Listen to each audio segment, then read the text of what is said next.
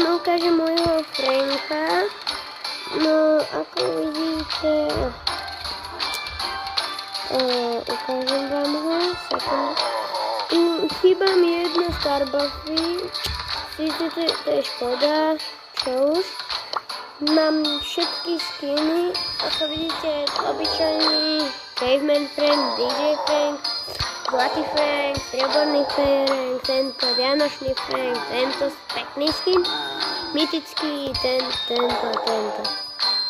A neviem, napíšte mi do komentára, či si mám kúpiť Blink Buffy na ňo, keď získam všetky Buffy. A to sú moje piny na Franka. Noise cancelling. Ano.